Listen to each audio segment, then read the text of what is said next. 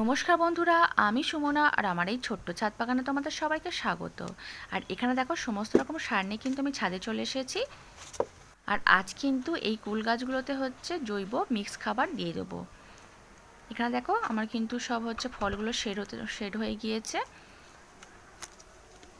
এখানে কিন্তু মোট হচ্ছে 5টা কুলের গাছ রয়েছে। আর প্রত্যেকটা গাছেই কিন্তু হচ্ছে ফল শেড হয়ে গিয়েছে। আর এর আগেও কিন্তু তোমাদের হচ্ছে এই কুল গাছগুলো আমি দেখিয়েছিলাম, যখন কুল গাছে ফুল এসেছিল আর ফুল থাকাকালীন কি পরিচর্যা করতে হবে তখন কিন্তু বলেছিলাম। আর এই সময় কিন্তু মিক্স খাবার দিয়ে দিতে হবে। আর এবারে দেখো আমি কিন্তু এখানে হচ্ছে প্রথমে জৈব মিক্স খাবারটা তৈরি করে নিচ্ছি। প্রথমে কিন্তু হচ্ছে দেখো নিয়ে নিচ্ছি হচ্ছে শিম চাচা।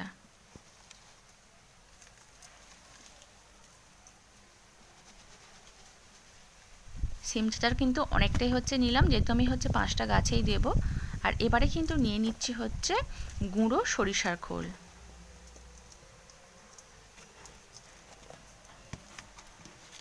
আর এবারে দেখো নিয়ে নিচ্ছি হচ্ছে হাড়ের গুঁড়ো। আর এবারে কিন্তু এর সঙ্গে হচ্ছে মিশিয়ে নেব হচ্ছে নিম খোল।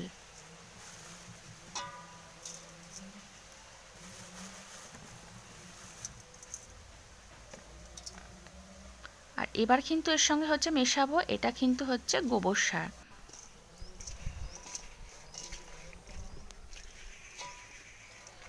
গোবর সারটাও দেখো এখানে কিন্তু আমি অনেকটাই নিয়েছি। আর এবারে কিন্তু এই গোবর সারের সঙ্গে সব হচ্ছে সারগুলো কিন্তু ভালো করে মিশিয়ে নেব।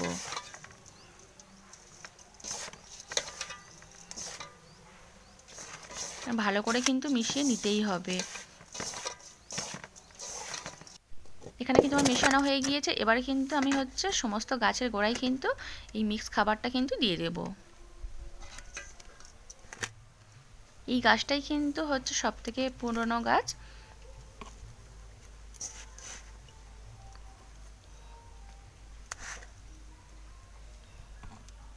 এখানে কিন্তু খাবারটা আমি অনেকটাই দিলাম, যেহেতু গাছটা বড়। আর এবার এইগুলোতে দিয়ে দেবো। এই গাছগুলোর বয়স কিন্তু খুবই কম, মাত্র হচ্ছে 6 মাস গাছের বয়স।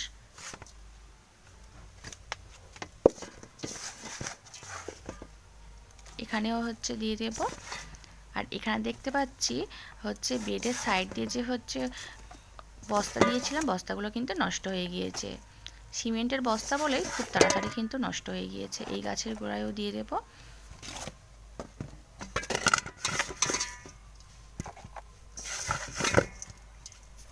আমি যতটুকু মিক্স খাবার হচ্ছে বানিয়েছি 5টা গাছে কিন্তু পুরোটাই লেগে যাবে।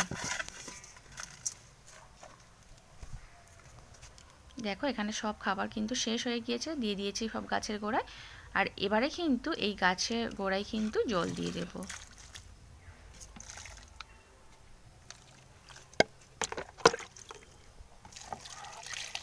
এখানে কিন্তু আমার হচ্ছে 5টা কুলের গাছ, 3 রকম ভ্যারাইটি কিন্তু রয়েছে। জল কিন্তু দেওয়া হয়ে গিয়েছে। আর এই গাছটাতে কুলগুলো কিন্তু বেশ বড় বড় হয়ে গিয়েছে।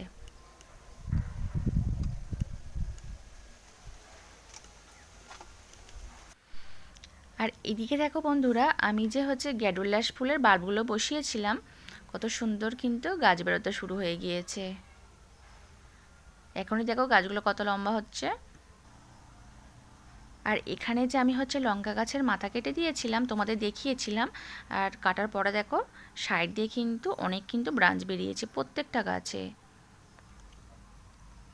দেখতে পাচ্ছ সব পাতার ডাল, ডাল থেকে কিন্তু সব ব্রাঞ্চ বেরোতে শুরু হয়েছে। আর আমার কিন্তু এই কামরাঙা গাছটাতে কিন্তু প্রচুর দেখতে পাচ্ছি ফুল চলে এসেছে।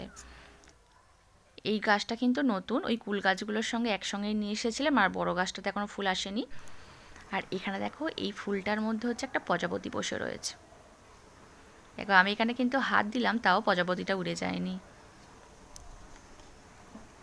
আর এবারে কিন্তু আমি কিছু ফুল তুলে নেব। এই ফুলগুলো কিন্তু আমার নিচের যে গাছ রয়েছে সেখান থেকেই নিয়ে এসেছি। আর এবারে কিন্তু ছাদ থেকে হচ্ছে কিছু ফুল তুলে নেব। আজকে দেখো এই ফুলটা কিন্তু অনেক দিন পরেই ফুটলো। আর ফুলটা কিন্তু বেশ বড়ই হয়েছে।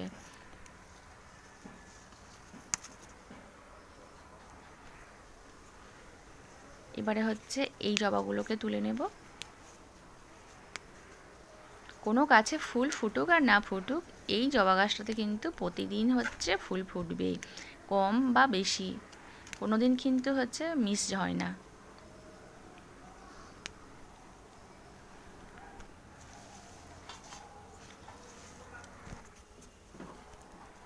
এই অ্যালামন্ডা ফুলটাকেও হচ্ছে তুলে নিলাম। আর এখন কিন্তু অ্যালামন্ডা ফুল এবার কমে গিয়েছে। আর এইখানে দেখো কয়েকটা সাদা রঙের অপরাজিতা ছিল, তুলে নিলাম। আর গাছটাও দেখছি কেমন কিন্তু শুকনো হয়ে গিয়েছে। এখানে একটা হচ্ছে নীল রঙের অপরাজিতা রয়েছে, এটাকেও তুলে নেব। আর এই লক্ষ্মী জবা ফুলটাকেও কিন্তু তুলে নেব। আর গাছে দেখো কত কিন্তু কুঁড়ি রয়েছে দুটো গাছে। আর আজ কিন্তু আমি আর নয়নতারা ফুল তুলবো না, যেহেতু হচ্ছে জবা ফুল কিন্তু অনেকগুলোই হয়েছে। এখানে দেখো আমার কিন্তু ফুল তোলা হয়ে গিয়েছে। আর আজ কিন্তু বন্ধুরা এই পর্যন্ত, টাটা বাই। ভিডিওটা ভালো লাগলে লাইক, শেয়ার এবং সাবস্ক্রাইব করে দেবেন।